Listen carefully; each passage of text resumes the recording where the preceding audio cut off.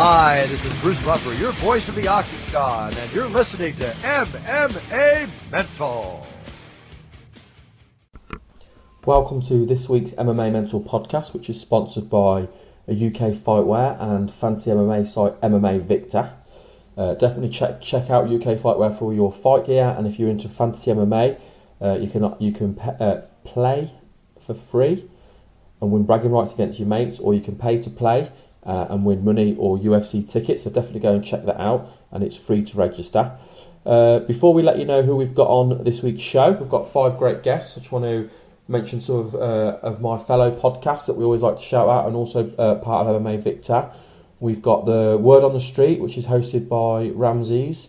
Definitely check his podcast out. He's co-host with Jake from the MMA Podcast, and also Coach Jamie Huey from Team Darkside, Chael Sonnen's boxing coach from the Ultimate Fighter 17. We've also, as we say, MMApodcast.com, which is hosted by Jake, and I think Ramsey sometimes is on that show with him as well. Also check out The Early Stoppage, which is hosted by Jay, and he has a different guest with him each week. Right, let me let you know who's on this week. Actually, before we do that, also want to let you know we're starting a new feature this week. We're doing a new MMA Victor Roundtable. It will be myself, Brooks Bailey, and UFC and Tough 17 middleweight Luke Barnett. We'll be doing a show every week. There's a UFC event on, and we'll be breaking down the main card fights or the best fights that are on that card for that particular event. Okay, this week then we've got 5 guests lined up for this week. We're going to open the show starting off with UKMMA. We're going to be talking to Liana Tunmer, is a women's MMA fighter. She's fighting semi-pro. She's working her way through the ranks. We're then going to be speaking to Dean Simmonds, another UKMMA fighter, again semi-pro, and he's currently 5-2, and he's working his way through the ranks as well. And then we're going to move on to Jack Mason, coming off of a big win at Cage Warriors. And then we move on to XFC 24, Shah Bobonis. He's got a big fight coming up. He talks to us about being 2 fights away from a lightweight title fight, which is he's on a hell of a run at the minute. So that'd be great to see if he can get those 2 wins and get that title fight. And then we end the show with Duane Bang Ludwig, UFC for lightweight and welterweight for the UFC, and of course he's also the head coach at Team Alpha Male. So he talks to us about the changes at Team Alpha Male. I mean, they've gone from being predominantly wrestlers to being knockout artists, and of course Duane has played a big part in that. So hopefully you will enjoy those interviews. Okay, we're now joined by Liana Tunmer. Liana is a women's MMA fighter, and she's semi-pro. Now, just before we started, first I want to say thank you for joining us today, Liana. It's okay, cheers for having me. Absolutely, my pleasure. Now, you were just telling me off air that you're recovering from a finger injury at the minute. So, what have you done with your finger, and how's that coming along? I broke my wedding finger. Dislocated it doing takedown training a week before I fought Kerry Maserati. So there's a bit of a hiccup there. Went and had it x-rayed. It was broken.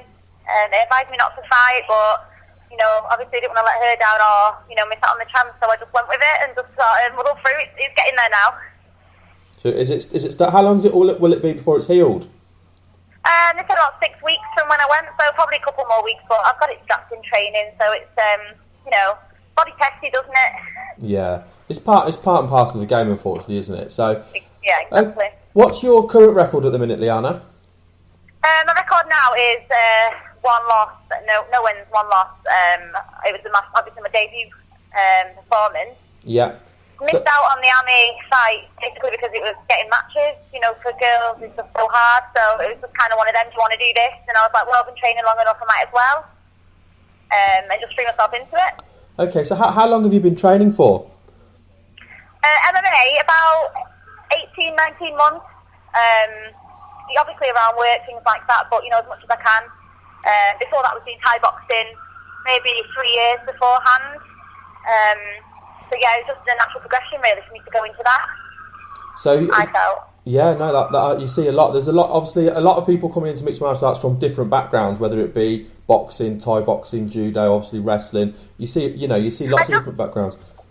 I just think that people don't really know much about it. Sometimes you can go into one that you think is for you, and then you start to hear about, or feel that you want to go into other areas, and you don't realise you've got skills in other areas until you try it out. So for me, I like throwing people about on the floor and stuff, so doing that inside Thai fights and stuff was getting told, no, you can't do that. Yeah. So I was like, oh, but I want to. So, how many Thai fights did you have? just interclubs mainly. I had about four interclub fights, and a couple of, just little local things, but nothing major. Did you enjoy doing that? Yeah, I like stand-up fighting. I wasn't even sure that I wanted to be a fighter as such. I just thought I wanted to do it to keep me busy, keep me active, because I'm a really high-post sort of person, and it's just really busy. But then the more I did it, the more I was just like, yeah, I really want to try and see how far I can go with it. So did you, obviously, originally you got into do the training, obviously, as a way to keep fit, and then have decided you then want to try out and follow the fight path? Well, yeah, I was training in the gym all the time, just to keep fit. And then I used to do freestyle kickboxing when I was a lot younger, like 16, 17.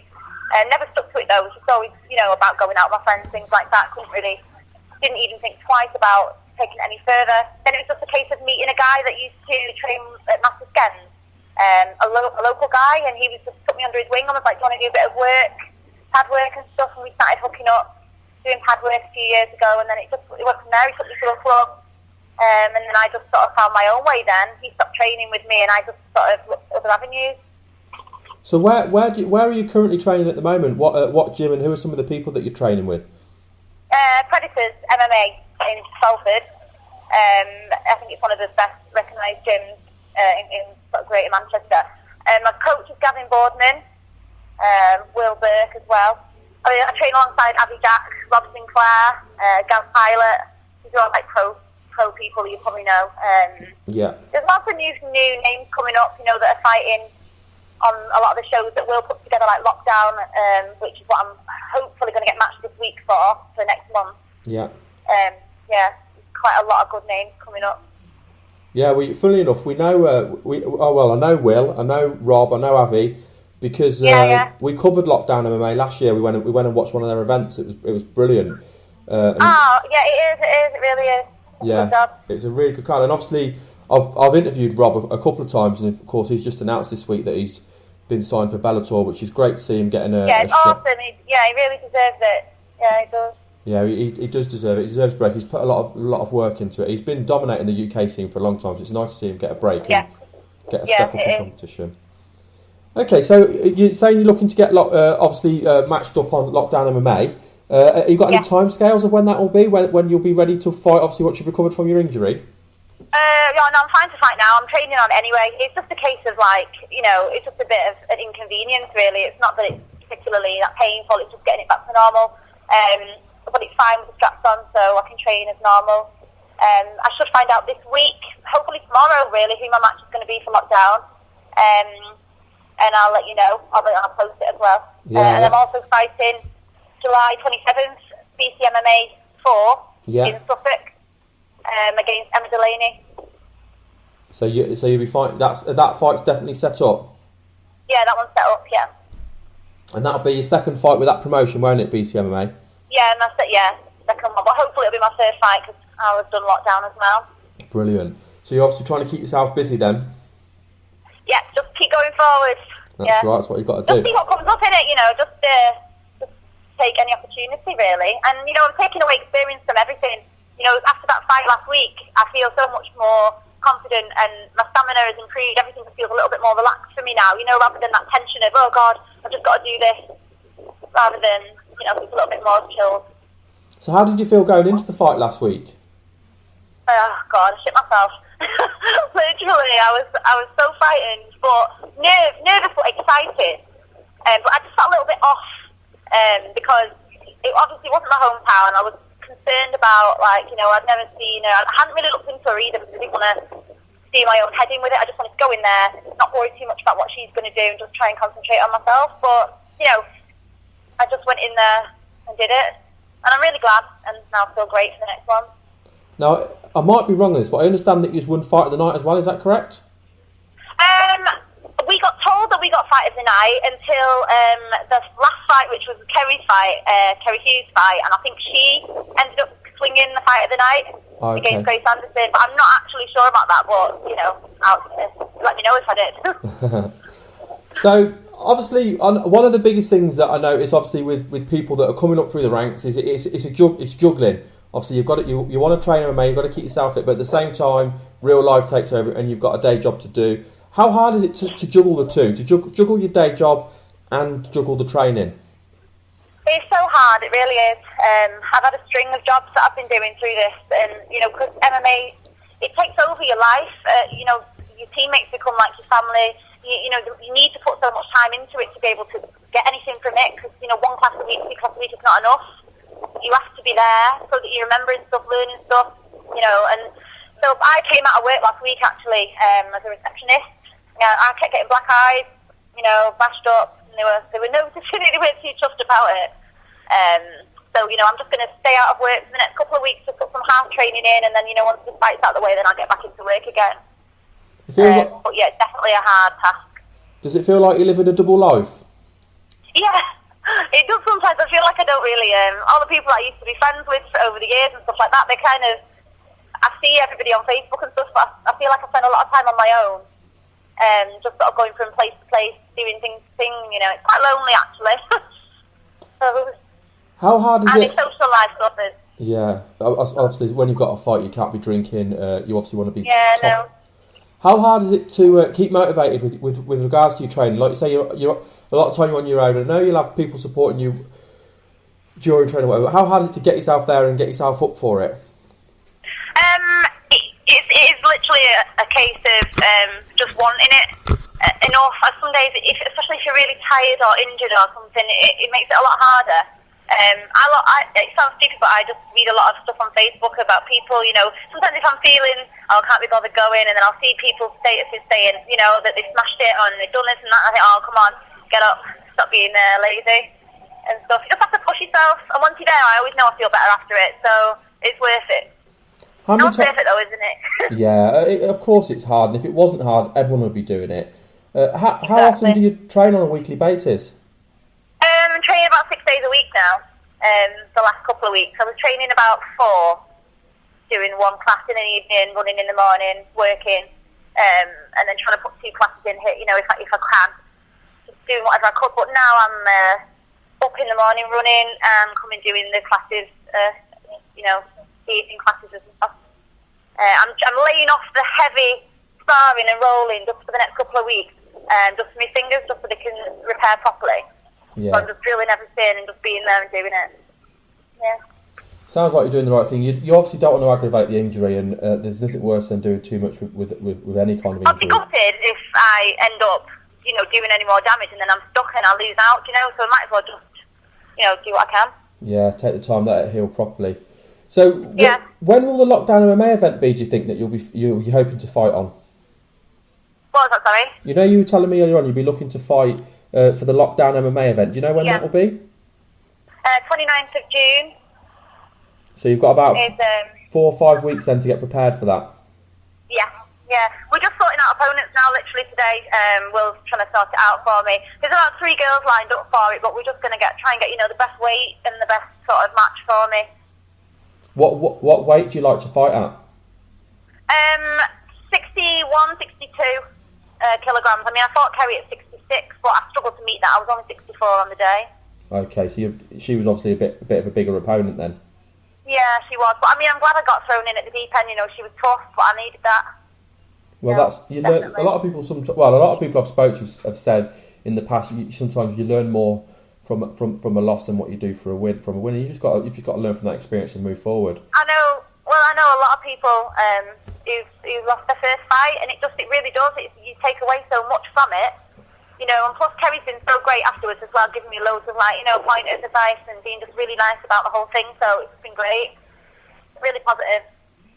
Well, obviously I do want to. You have to keep me updated with what's going on.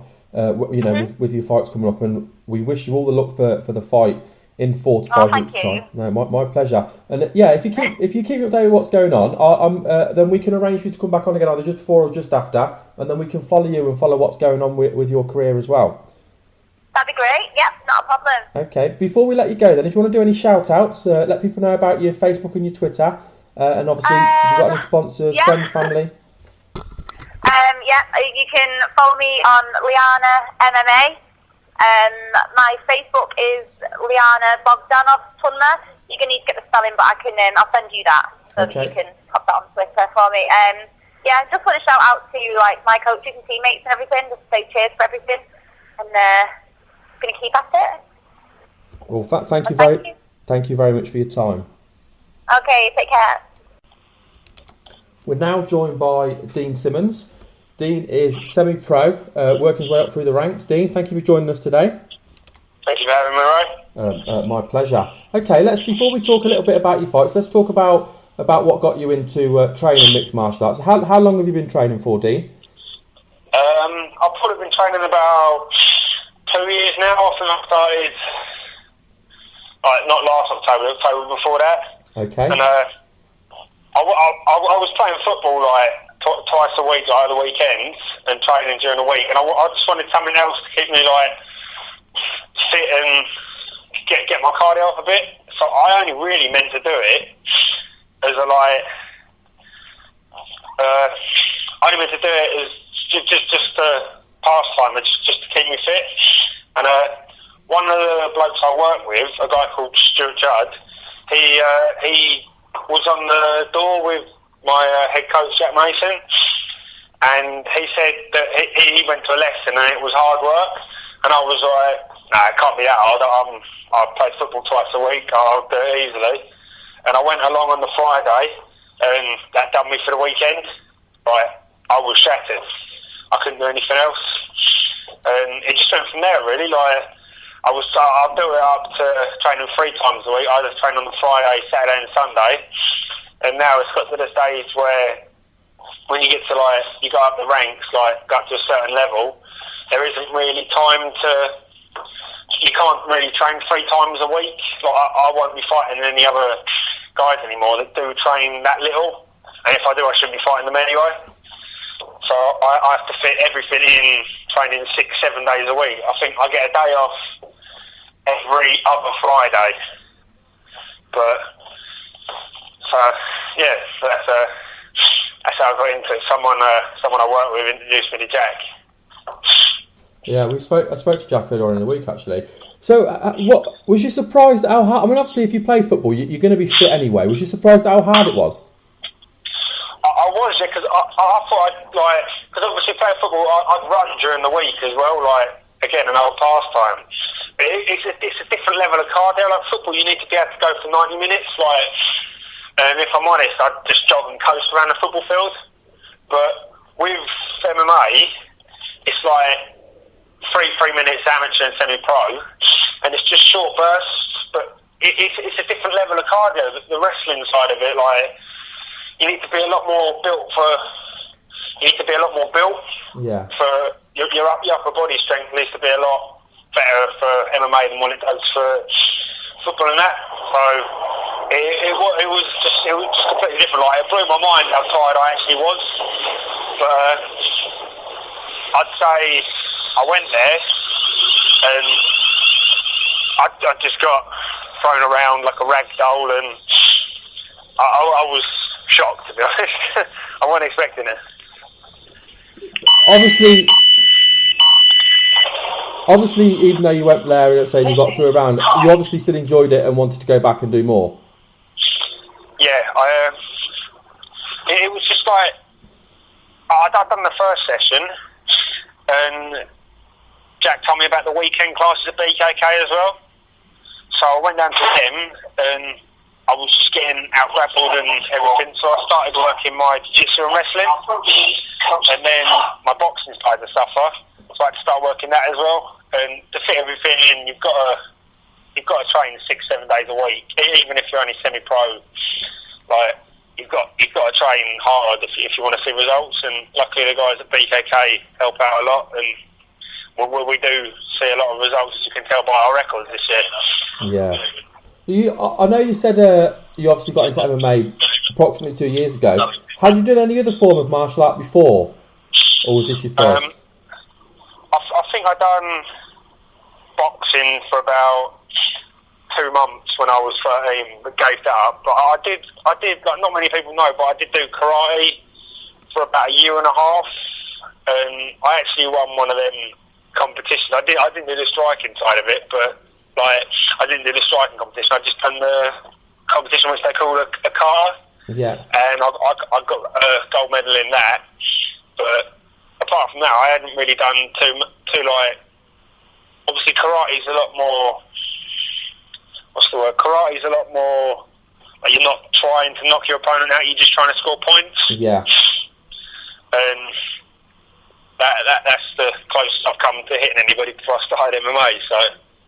Yeah, it's a complete, like I say, it's a completely different ball game, isn't it? Especially with the full contact and obviously and semi-contact. So obviously, how long did you train for then before you actually got in there and done your first fight?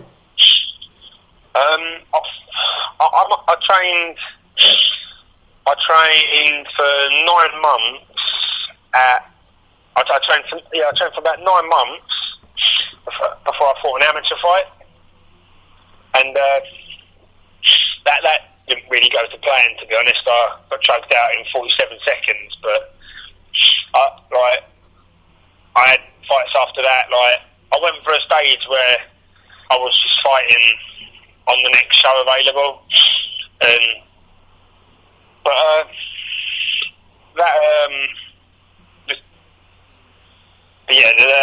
it basically. So I know your record currently is 5-2. You've had a lot of fights. You're obviously very experienced. What are some of your personal highlights so far in your young career? My favourite fight was probably my last fight on Quest, because I got my first knockout against a guy from Kent, which it was a tough fight, but I felt that I dominated in all areas. I'd say my hardest fight was against a guy on the East Coast called Jack Mazzetti. That dude is a beast, but that was my hardest fight without a doubt. I don't think I'll come up against anyone as good as that for a pretty long time, to be honest. And how did you win that fight? I lost to Jack Mazzetti. He submitted me with about 30 seconds to go.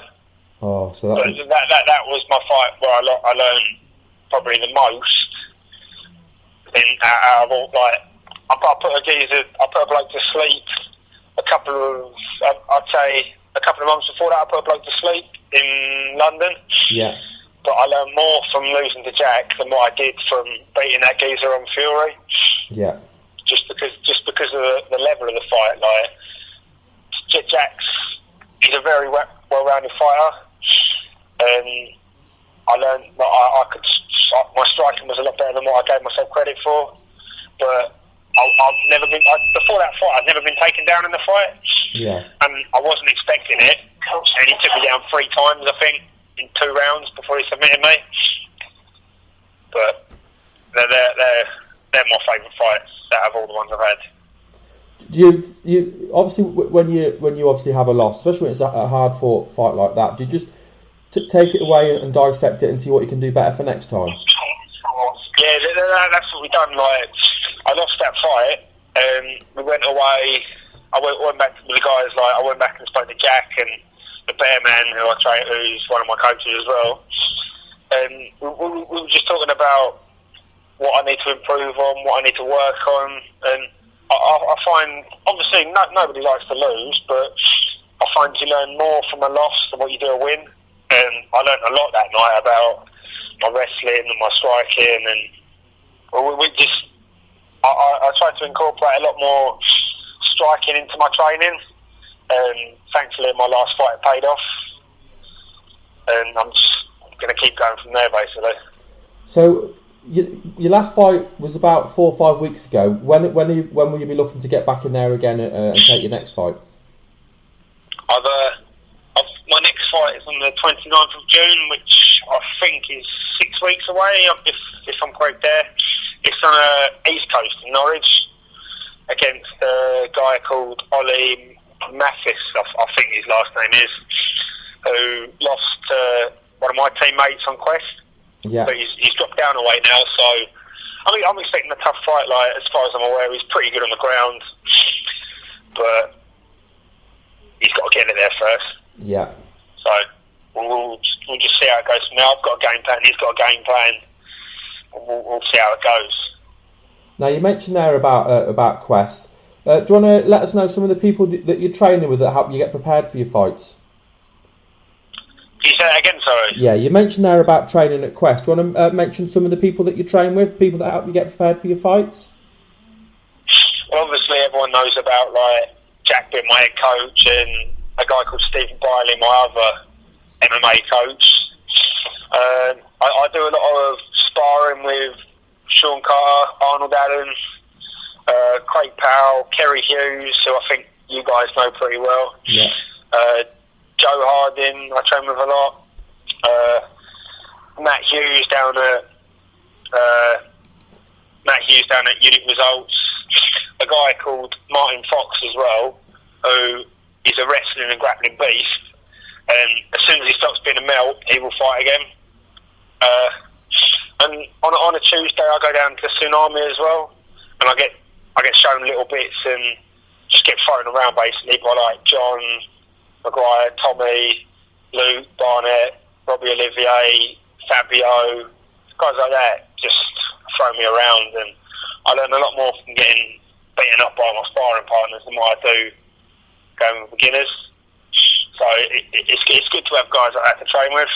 Yeah, it certainly is. That's the people you're going to learn from. The people that are that bit more advanced, and you can learn from what they're doing. So what else I wanted to ask you as well? Can you tell me a little bit, please, about your legendary look with the ladies? My legendary what? Your legendary look with the ladies. Look? Yeah. Kerry Hughes has said, I've got to ask you about your legendary look with the ladies. My legendary look? Yeah, as in L-U-C-K. L-U-C... Oh, luck. Oh, well, she's probably made you aware that I'm pretty good with women. And I've had a few events where... I probably shouldn't say this on your podcast, but we had a team night out, and I hadn't got to go back to the hotel room in Norwich, so I decided to go on the internet and try and find a brass, and obviously messed it up. I couldn't even put a brass, basically. I think that's what she's talking about. If not, I've just completely stood myself up in front of everyone on your podcast. Well, Dean, I really appreciate you coming on today. But before we let you go, I just want to give you a chance to do any shout-outs. I want to shout out any friends, family, obviously training, and let people know about your Facebook and your Twitter as well. My Facebook's obviously my name, Dean Simmonds, and my Twitter's Dino, aka BN. And I'd like to give a shout out to all my training partners at BJK, all my coaches, everyone I train with at Tsunami and Unit Results, Attack Fightwear, who sponsor me, my walkout t-shirt, and they give me so much help with training equipment and gear. It's unbelievable. UK Fightwear, who do my walkout shorts and give me training equipment as well. They've got a good site going on. And Funky Gums as well, who are without a doubt the best gum shield around. Like, you won't get a better gum shield. MMA X Fit, which is a new kind of studio-based fitness class that they're going to be holding in gyms. I consider myself pretty fit, and I went and done one of them classes, and I was tired. Just everyone that helps me out, basically. My mum as well, who does everything for me. Washes my protein shaker, makes bumps in the morning. Everyone else. Well, Dean, it's been a real pleasure having you on the show today. I really appreciate you giving me your time. Okay, I'm now joined by Jack the Stone Mason. Jack is on a 4-fight win streak, including his latest win at Cage Warriors. Thanks for joining us today, Jack. Is that me on? My pleasure. Right, I know you're on your way to training, but I'd like to obviously talk a little bit to you about your MMA background. You started fighting professionally in 2005, which is fair to say is quite a while back, and it's before we had all the media attention that we've got now on the sport. What made you want to get into mixed martial arts? It's kind of a school friend, really. I finished university, got home, moved back to Chelmsford, and I used to play rugby and football quite a lot, and I was looking around for a club to join, and in the meantime I kind of found a local submission wrestling club, which I thought I'd go and give it a go, and saw an old school friend there, and he was competing in pretty high level MMA at the time, fighting on Cage Warriors and stuff like that. He used to be in the Great Britain judo team as well. So I started training with him. He asked me if I wanted to train some MMA. I did, and within a couple of weeks, he wrote me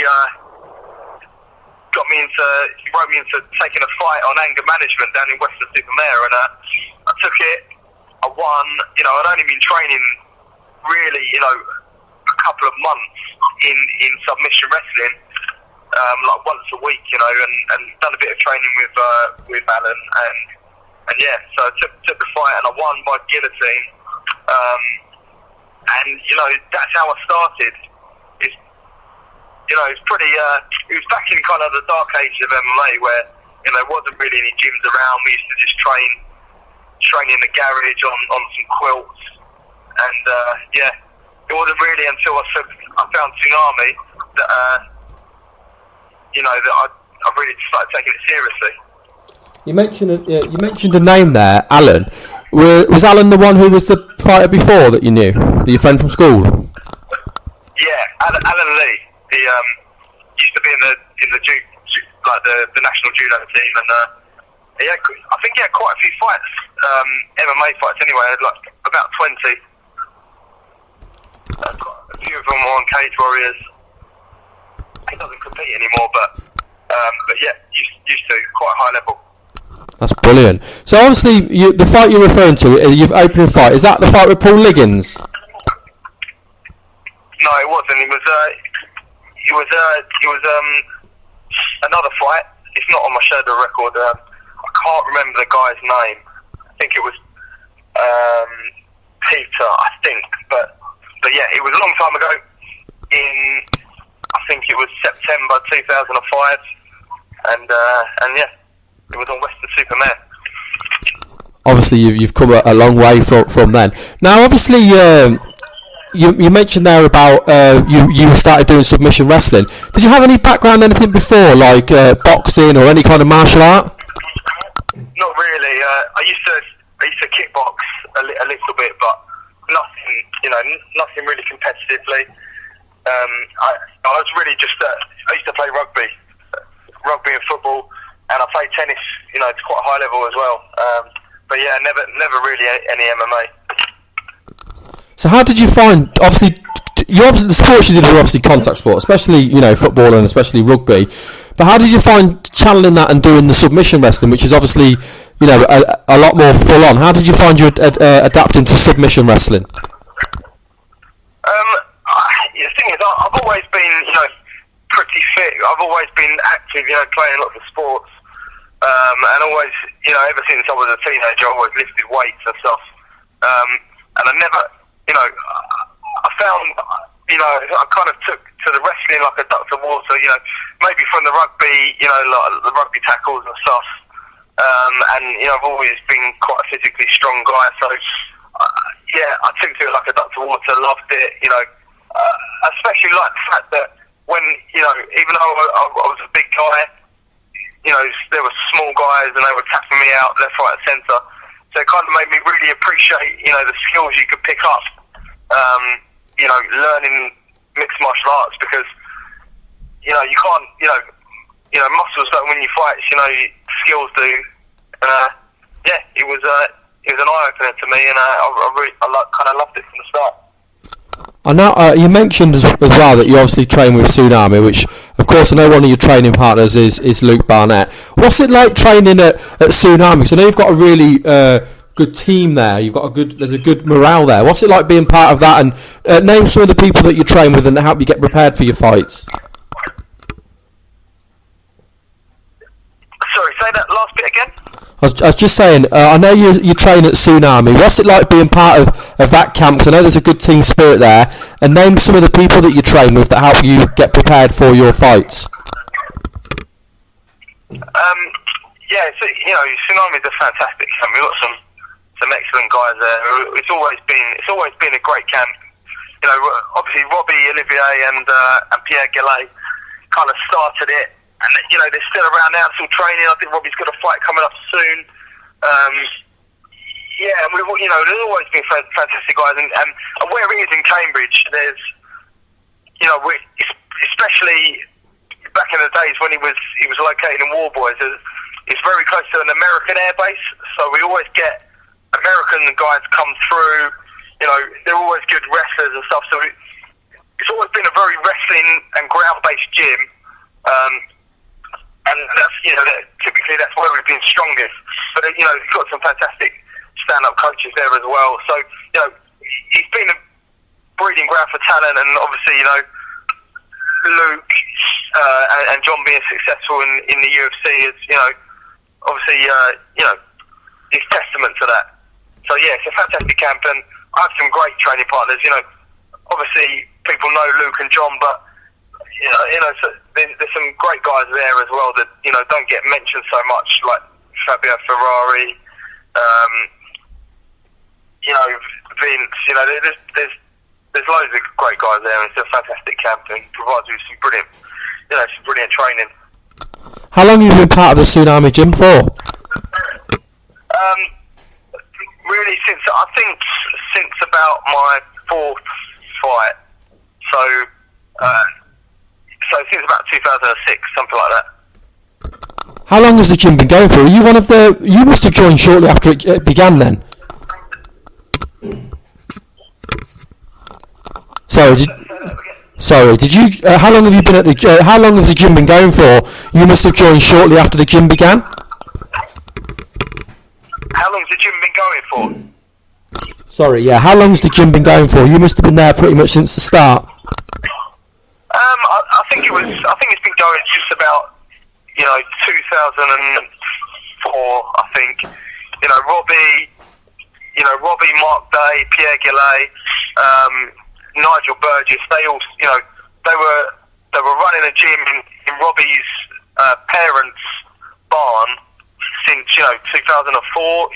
Up in Warboys, and he's just attracted guys from the local areas and. Yes, that's it. It's been been pretty successful over the years, and it just continues to grow. Now the gym's in the centre of Cambridge. We get lots of students come through. So yeah, there's always new guys and new talent coming through. Obviously, looking over your resume, and I have got the Sherdog up. It's currently got you down as being 24 and 11, and obviously you've got a lot of submission victories. Do you feel that has come down to the base that you've got and you've learned from being at that gym?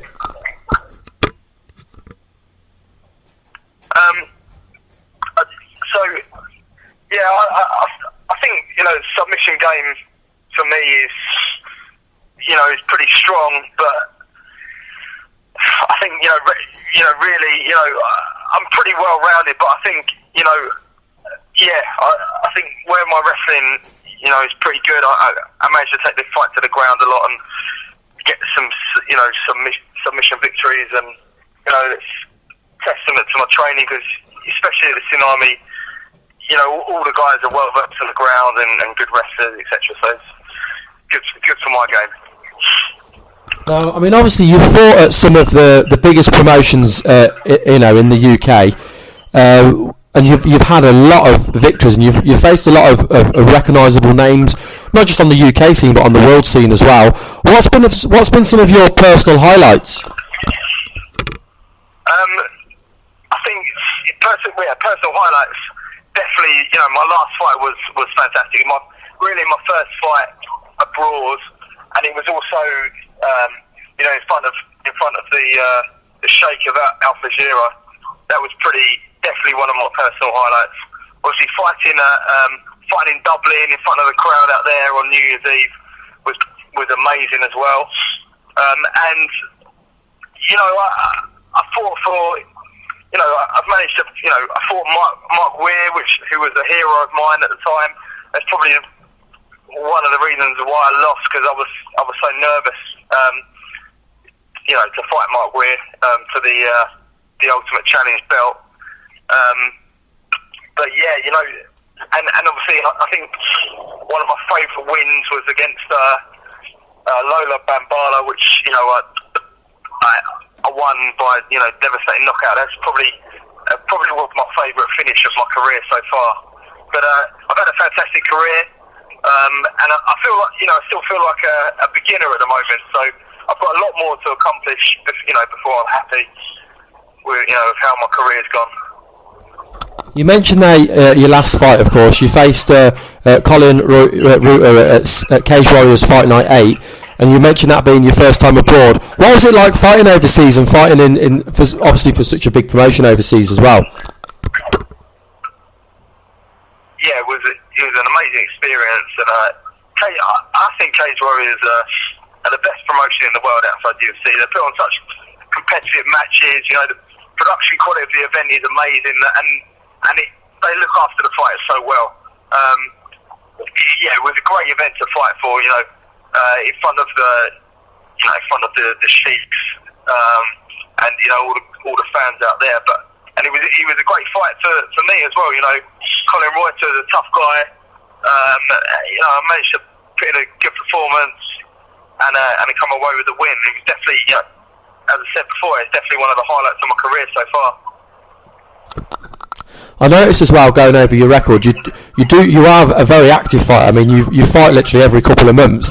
So what are your plans now? Was there any injuries from the fight, and when would you like to get back in the cage and do it again?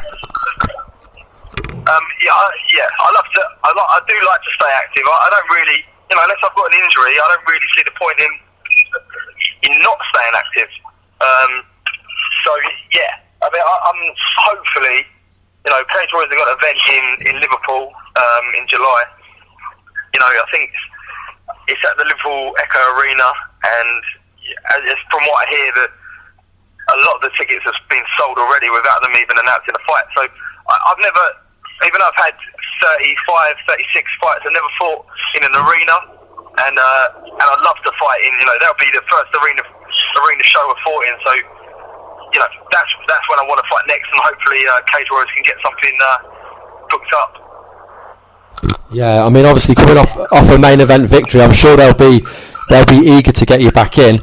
Well, obviously, I know you're on your way to training. I really appreciate you giving me your time and coming on the show today. Before we let you go, I'd just like to give you a chance to do any shout outs. I want to shout out any friends or family, and also any sponsors, and let people know about your Facebook and your Twitter as well. Thanks a lot. Yeah, my Facebook's just Jack Mason. Twitter is at Jack Stone Mason. And I'd like to give a shout out to my girlfriend who's giving me so much support through the whole of my life, but also my fighting career. All of my teammates at BKK Fighters, Tsunami Gym, Ministry of Martial Arts. Obviously all my coaches there as well. Special thanks to Lawrence Irvin, who does my strength and conditioning, and obviously my sponsors, Funky Gums, British Fighter, QNT Sports Nutrition, MMA Mind Power, and MMAextreme.co.uk. And obviously thanks to you guys for having me on. It's my pleasure. I really appreciate you giving me your time today. Thank you very much, Jack. Thanks a lot. Okay, we're now joined by XFC 24 fighter Shah Bobonis. Shah, thank you for joining us today. Oh, thank you very much for having me. My pleasure. I know you've got a big fight coming up soon, and as obviously as of yesterday, your opponent has now changed. So obviously we're going to talk a little bit about that. But before we do, I'd like to talk a little bit about your background. You've been, you're one of the more experienced fighters on the card. You've been fighting professionally since 2007. What got you into mixed martial arts? Honestly, I grew up playing baseball, and I wrestled a little bit in junior high and high school. I was at a boxing gym after I finished playing baseball, just to stay in shape and, compete in the amateurs, just have some fun doing it. And I met Jorge Masvidal at the boxing gym, and he, we got to talking, and he's like, oh, if you used to wrestle, you might want to come to the MMA gym and try it out. So he got me to come to the MMA gym. I fell in love with the sport, and maybe a year after I started training MMA, I had my pro debut. You mentioned there about wrestling. To what standard did you wrestle? Well, I wrestled in junior high. As a freshman in high school, I qualified for the state tournament. I was a district champion and placed in regionals. But I was more of a baseball player. I had a little bit of an injury before my sophomore year in high school, so I decided to stick with baseball for the rest of high school and college. And you played baseball up to college? Did you go beyond college? Yeah, I was signed by the Seattle Mariners. I was drafted by them my senior year of high school. Played a little bit of minor league ball. And what was it like playing baseball at such a high level? Nothing like MMA. You have to be a lot more disciplined, and you should be disciplined in both. But I feel MMA is a lot more strenuous mentally and physically. Okay, so then you say you obviously you trained for approximately a year and had your first fight. How with your wrestling that you're doing, how did that help you prepare and adapt to doing the mixed martial arts training? Well, to tell you the truth, I've always been in love with striking. So, I for the most part, I usually use my wrestling in reverse and try to keep things standing. I think if you ask most people, they'd consider me more of a striker than a grappler or a wrestler. But I have, I've been, working my wrestling a lot these last couple of years with some very high level wrestlers. So I feel like I'm proficient just about in every area of the MMA game. But as far as preparation, wrestling compared to MMA, MMA is just so tough to prepare for because you have to cover so many different aspects of a fight. If you're training for a boxing fight or a wrestling match, you only have to concentrate on that one skill set. So definitely it's a lot more taxing to prepare for an MMA fight. You mentioned there about being well-rounded, and I think it's fair to say that shows on your resume because you've got 9 stoppages and you've got 4 by KO, TKO and 5 by submission. But you would say that you prefer to use your wrestling in reverse and to keep the fight standing and to look for the knockout. Yeah, I rarely look for submissions. I don't consider myself a submission guy. I feel like most of the submissions that I've gotten, with the exception of 1 or 2, have been just because, I feel like guys mentally break and they give up submissions, So I'm always looking to knock people out, whether it's with ground and pound or standing up. Now, you have, like I say, you have been fighting professionally since 2007, and you are one of the most experienced guys on the card. You've got, you've fought 23 times. You've got 15 victories. What are some of your own personal highs as what's, out of what's been a good career so far? Personal highs would probably have to. One of my favorite fights would probably be my Bellator fight. I was fighting a world champion in Brazilian Jiu-Jitsu and Judo, and it was a tough 3-rounder, and I ended up getting the KO in the 3rd round. Also, just highlights just having to be able to travel the world, on a promoter's dime. It doesn't show up on databases, but I've traveled through England to fight in Cyprus. I've gone to South Africa to fight. I've gone to Costa Rica and Mexico to fight. It's given me a chance to see the world a little bit. Did you fight in England or did you train in England? No, I was actually on the way to Cyprus, and we had to spend an entire day in England, just seeing the sights and waiting for our next flight. So I got to see England for a day. I was in London, so we saw some sights, and it was a lot of fun. It's definitely one of the perks, isn't it, if you're able to travel and go and see a little bit of the world. Now, obviously, you were due to fight Jason Hicks. Of course, Jason Hicks is coming off a number one contendership match, which he obviously lost. But as of yesterday, you now have a new opponent, and you're fighting Diversion Ribeiro.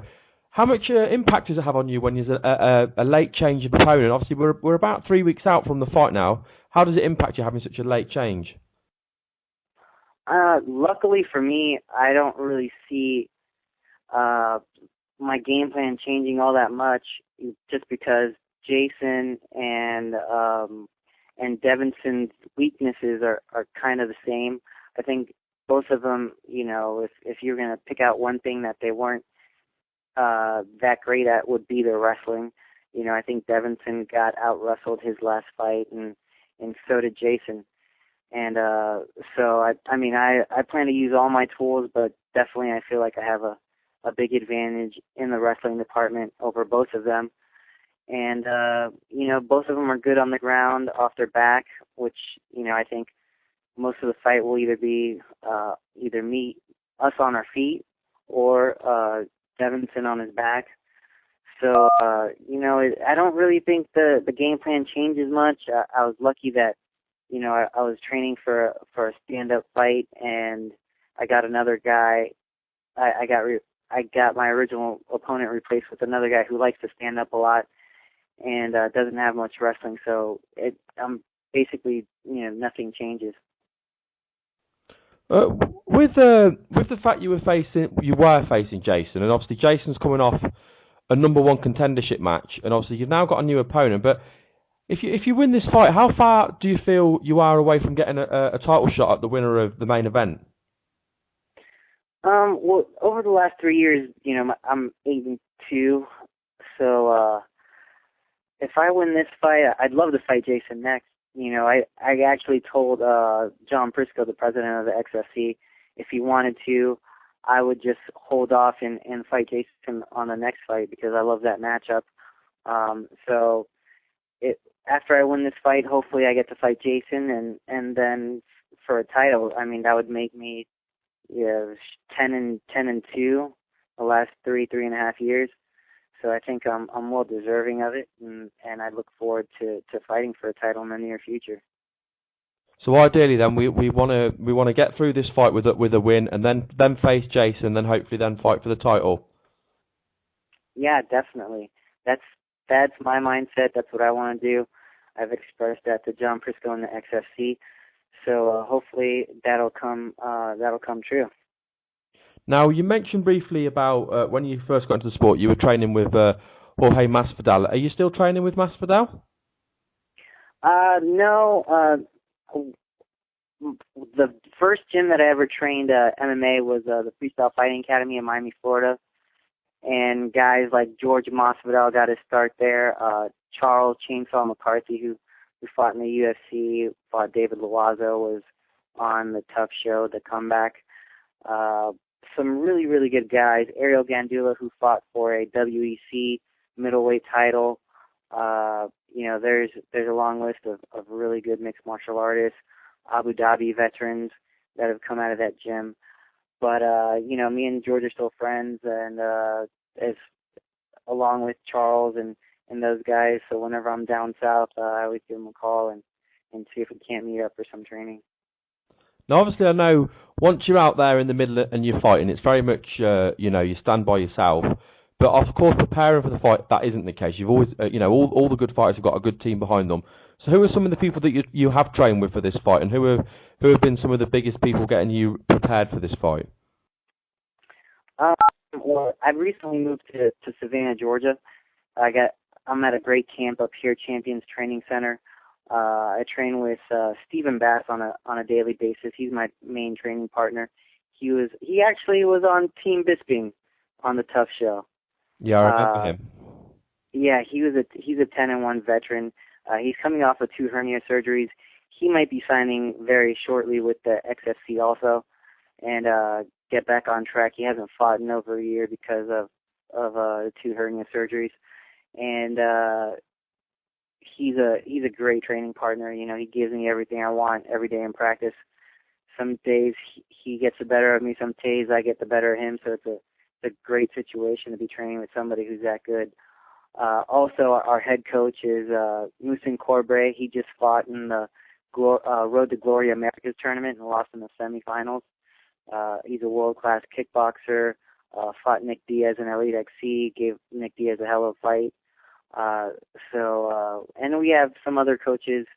We have Norman Jones, who's a 2-time boxing belt holder. Brian Robertson, who has 50 fights over in Thailand. And, it's a really good camp, well-rounded camp, and a really good place to be. Yeah, you've mentioned some of the names there you mentioned are very impressive, obviously, including yourself as well. Well, I really appreciate you coming on and giving me some of your time for today. I know we're a few weeks out from the fight. I know you've still got a lot of preparation to do. But before we do let you go, just want to give you a chance to do any shout-outs. I want to shout out any friends and family, and also let people know about Facebook and Twitter. And if you've got any sponsors, shout your sponsors out as well. Oh, definitely. Thank you guys first for having me on. You can look me up on Twitter and Facebook. I'm probably the only Shah Bobonis on there. Not too many people have that name.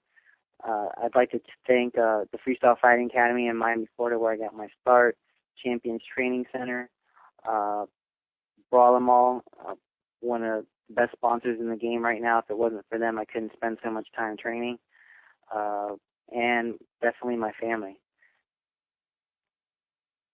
Well, thank you very much for your time, and I know we're 3 weeks out, but I wish you all the luck for the fight, and I can't wait to see you work your way up and get that long-deserved title fight. But I think it'd be a great fight between you and Jason if we get to see that in the future as well.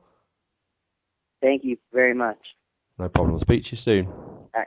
Yes, sir. Bye. Okay, we're now joined by Duane Bang Ludwig. Duane, thank you for joining us today. Yes, sir. Thanks for having me.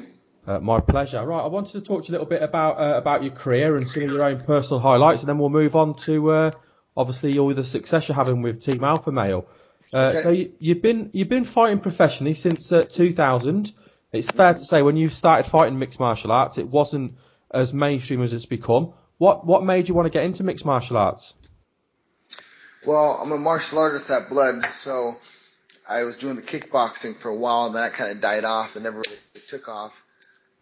And then mixed martial arts was just the next step to keeping a martial art career going, and it's just the new thing, and it was just fun to do. And I was actually doing mixed martial arts for a long time, like during the first couple of UFCs. Well, doing like rolling and wrestling and stuff like that, and mixing around with it a little bit. But doing mixed martial arts full bore has probably been since 2002, I think, or so. I'm not even sure, but just because, to keep the martial art passion going, there's more kickboxing, so I jumped over to mixed martial arts. What was the transition like then from doing kickboxing, which is obviously which is all stand up, and then learning the other side to it, and then doing mixed martial arts? Well, for a while, I had the wrong mindset. I had the mindset of defending takedowns, defending the jiu-jitsu, and just being a striker in mixed martial arts. And because of that mindset, it held me back because all I wanted to do was defend. I was always on the secondary response to it rather than being the guy attacking with submissions and wrestling and such. So because of that mindset, it held me back. So it was always a little bit weird. I always kind of had that thing in the back of my mind, okay, don't get taken down, don't do this, don't do that. Rather than working my wrestling, working my jiu-jitsu, I was just always kind of being secondary. But, it's definitely, it's always fun to learn new things. That's definitely true. Now, obviously, pre-UFC, you did have a few standout victories, which I think I'm going to assume led to you being picked up by the UFC and given a UFC fight. I mean, the names that jump out to me pre-UFC, you've got a win over Charles Bennett, of course, went on to fight in Pride. Thomas Denny had a big reputation, and of course, the former UFC lightweight champion Jens Pulver. Was that what led you to be picked up by the UFC? Yeah, well, the UFC approached me a couple times. They approached me after the Thomas Day fight, and they approached me one other time before I actually fought for him. But I'm not sure what exactly put me on their radar. But they did approach me a few times. But just my passion was for K1, and that's why I was turning the UFC down. Now, your UFC debut was against, I think it's fair to say, a very unique fighter. He didn't have there was nothing normal about the way he fought. His stance, his antics in the build, his antics going out to the cage, his antics in the cage. Of course, it was Genki Sudo. How hard was it to adapt to his unique style? Well, it was hard because I had the mindset still, or that's when I started getting that mindset of don't go to the ground, don't wrestle, just stay standing up and work my striking. So. And he was the complete opposite, so it was just definitely a battle of controlling my ego and making sure I, work the distance and use my strikes and stay away from the ground. But that's the wrong mindset for mixed martial arts. But so it was definitely hard to let loose because I was scared of the takedowns and stuff. But looking back on it, though, I did pretty well. I barely won the fight, which was nice. And it's just one of those things that. Looking back, I wish I would have had the mindset a bit differently of just jumping into mixed martial arts 100% head first and make sure that I'm attacking in all areas rather than defending in certain areas and attacking in certain areas. You need to be, today everybody has to be able to attack in all areas, all situations. And with regards to Genki Sudo as well, did his antics bother you, or was it just something that you just brush over and work through? Well, no, it bothered me a little bit. Well, what bothered me, I guess it did bother me because he's dancing around and stuff, and that's kind of disrespectful to me as a move. But he was able to pull it off, so I should have been able to let him pull him off. If he's doing those antics, I should have just been smashing him in the face. So he was the guy who was able to do that. But it did bother me, but looking back on it now and understanding the game as an entertainment aspect, he was way ahead of his time. So at the end of the fight, I think it was about 5 seconds to go, you put on the Karate Kid crane stance, didn't you? Mm-hmm. Oh yeah, I had to mix up a little bit. He broke my nose, he made it bleed, and that upset me pretty good. So my goal was just to get him to bleed, and then I never did. He never was bleeding, but I definitely just wanted to do something, just to kind of put something back in his face because he was messing with me. So I just want to kind of mess with him back a little bit, and that's what came to mind at the time. Now, I wanted to ask you about one particular fight, and I'm going to then ask you about some of your own personal highlights. Obviously, you are on record as having, I believe, the fastest knockout in UFC history. It was against Jonathan Goulet. I know Joe Rogan is always saying that time's wrong, it's the quickest knockout. What's your memories of that fight, and what did you see that led you to getting such a quick finish against a tough opponent? Well, most combinations start with the jab, so you just kind of always have that in the back of your mind. As the jab comes, you're ready to counter it, and he came with the jab initially, so I was able to counter it right away and finish the fight, which was nice. I'd rather have all those fights rather than bloody wars. That one definitely worked out for the better for me. Yeah, it was crazy quick. Now, as I said, you've been fighting for a long time, and you've fought some of the biggest names in the sport, as well as obviously being one of the biggest names yourself in the sport. What are some of your personal highlights, some of your favourite victories? I guess some of my favorite victories was the Pulver fight, just because that was my first world title, and that was pretty special to me. And then he was, at the time, he was the number one pound for pound fighter in the world, let alone the number one lightweight in the world. He was the pound for pound fighter in the world, number one fighter in the world. So that had some good clout to it, and that was definitely special to me. So that one definitely sticks out. And then, of course, the fastest knockout, that one sticks out for sure, just because obviously that's a piece of history, and it's a good story for the kids when I get older. Yeah, it's absolutely fantastic. Now, obviously, you retired from fighting after your last fight, where I was actually at the event, and obviously you got a nasty knee injury, and you retired from fighting after that fight. And then it was announced that you were going to be head coach at Team Alpha Male. How did that come about? Yes and no. I haven't actually said I was retired yet, so I don't know where that's from. But I obviously blew the knee out like that we're all aware of, and UI just contacted me about coming out and being the head trainer at the gym. So I took up the job because I thought I needed a job. I thought I needed to do something to create income. And it was just a way to stay busy in the sport. And now it was perfect because I have my affiliate business, and it's just a good way to network my own affiliate business. And these guys needed me. They definitely needed me, and I needed them as well because it's great networking. And I want to make sure. I personally probably won't be able to claim a UFC title, but it would definitely mean a lot for me to help somebody claim the UFC title, and that's exactly what's going to happen here at Team Alpha Male. Yeah, obviously, sorry about the previous information. I thought I'd read that's obviously my mistake, so sorry about that. No, it's okay. So I mean, obviously, Team Alpha Male, they've got a massive reputation anyway. Like you say, there's some, you mentioned there about helping somebody get a world title. There's so many guys there who've got the potential to go on to be world champions. But since you've got into the camp, they've gone from being, predominantly wrestlers, and all of a sudden you've got people like Chad Mendes and TJ Dillashaw have certainly jumped out to mind, that have come out and then gone and got spectacular knockouts. Can you explain the turnaround? Because it just seems to have happened out of nowhere. I know, right? It's crazy, huh?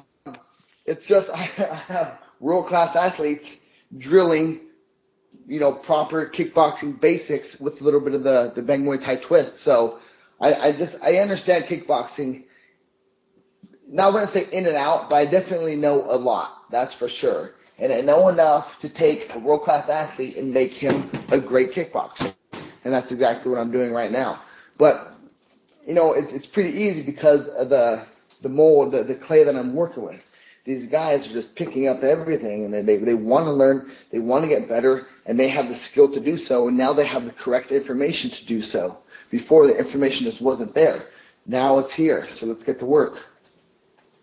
How much joy do you get out of when you coach them and you see, and you go and put on, you see them at the events, the biggest promotion in the world, putting on these type of standout performances? How much reward do you feel for that? I feel like it's me in there. It's very rewarding for sure. I'm living through these guys now.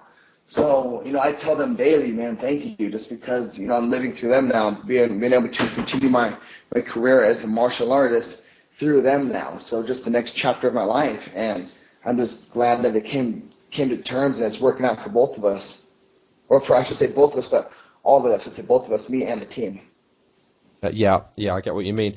Out of, obviously, I mean, Team Alpha Male is completely stacked, and we see quite a lot of obviously the top members in the camp are top contenders in the UFC. Which one of them do you feel has improved the most under your coaching? The guy who improved the most has been Lance Palmer, but that's only because he sucked so bad when I first got here. And so he's the one that you feel has come on the most? Yeah, he's definitely got as far as the striking aspect, he's the guy who's picked up the most. But he's definitely picked up the most just because where he was at when I got here. And that guy, he's a special athlete. That guy sticks out. He's going to be something, that's for sure. It's just not, just people aren't aware of it yet. Well, if you're saying he's going to be something, he's obviously somebody to look out for. Now, obviously, I said earlier on in the interview about retiring, which was clearly wrong. So, what happens with you next? Then, when are you looking to get back in? Will it be with the UFC? Is there any plans? Well, I'm still signed with UFC as an active fighter on the roster. Well, I don't know at the moment if I'm active or not, but I'm still signed with the UFC, contracted with them. I will be 100% healthy come September of this year. At that point, I'll make a decision whether I'm still going to fight or just stay as a coach. But right now, it looks as if I'll stay a coach. But that offer is still there. It's still a little bit in my blood. It'll always be in my blood, of course. I definitely like to go off with a win. We'll see what happens once September comes around. Oh, that's brilliant. Well, I really appreciate you giving me your time today. I mean, when I contacted you last week, I was very excited about getting you on the show. Yeah, sorry, man. I didn't see you. I didn't recognize your name on the.